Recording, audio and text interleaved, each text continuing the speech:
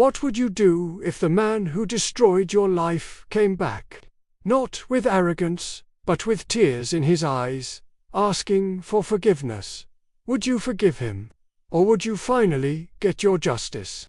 If you believe that justice and mercy can live in the same heart, then stay with me, because today you'll hear a story that will make you question everything you thought you knew about revenge, forgiveness, and freedom.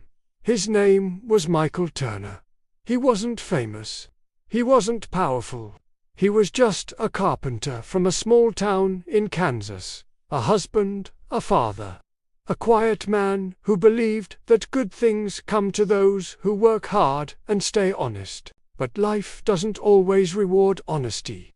Sometimes it crushes it. One cold morning, a woman was found murdered in the town park. And somehow, every piece of evidence seemed to point to Michael.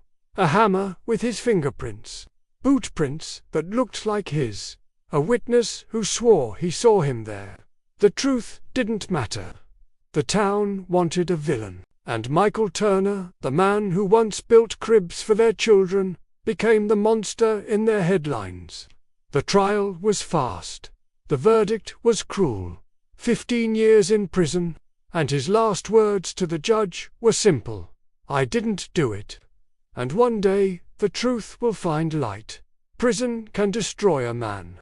It takes his time, his voice, his dignity. But Michael never stopped believing that truth, no matter how long it takes, always finds a way through the cracks.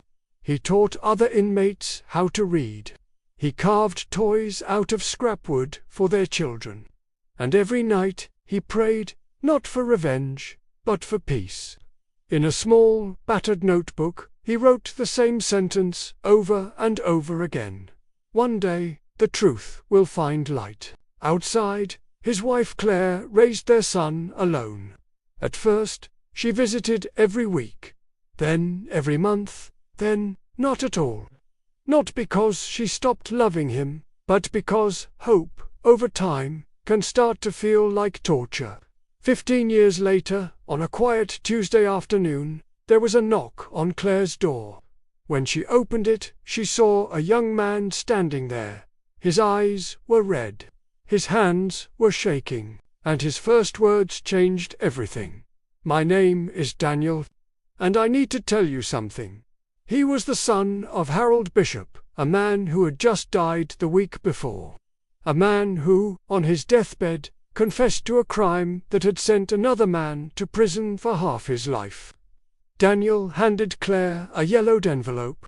Her husband's name was written on it in trembling handwriting. She opened it slowly, and inside was a short note that simply said, "Tell him, I stole his life because I couldn't face my own." Claire fell to her knees. After 15 years of silence, the truth had finally spoken. The letter was sent to the state attorney. The case was reopened. DNA that had once been lost was finally found and tested again. And within weeks, the impossible happened. Michael Turner was declared innocent. The day he walked out of prison, the air felt unreal. He squinted at the sun like a man seeing light for the first time. Reporters shouted his name, cameras flashed, microphones surrounded him. But Michael said nothing. He just looked up at the sky and whispered, "Thank you." When he finally saw Claire, it was at the same park where it had all started. They stood for a moment, two people, broken by time, staring at everything they lost. Then she walked toward him, tears falling, and said, "You were right, Michael. The truth always finds light." He didn't reply. He just pulled her into his arms, because sometimes silence says everything. Freedom didn't come with peace right away. Michael was haunted by the faces of the men he left behind, and by the years he could never get back.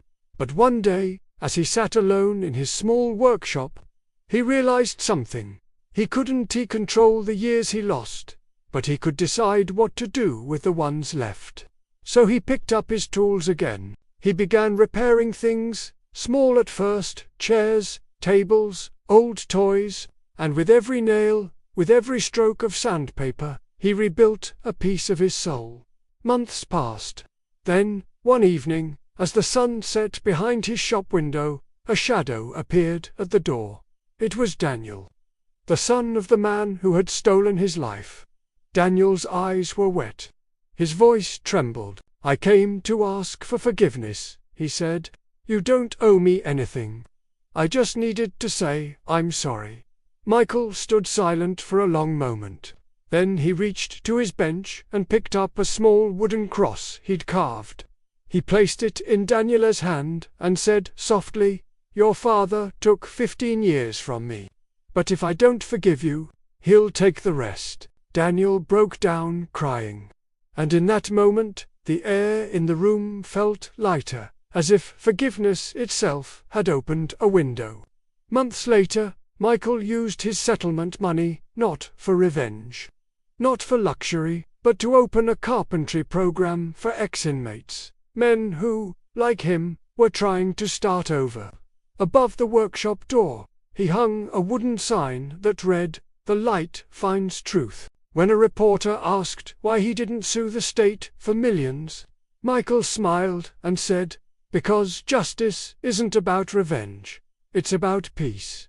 He lost 15 years, but found something most people never will: freedom inside his heart. And maybe that's what justice truly means. Not making others pay, but choosing to stop paying for what they did. If this story touched you, subscribe to The Infinite Table, because here we tell stories that awaken faith, courage, and the truth inside every human soul. Thanks for watching.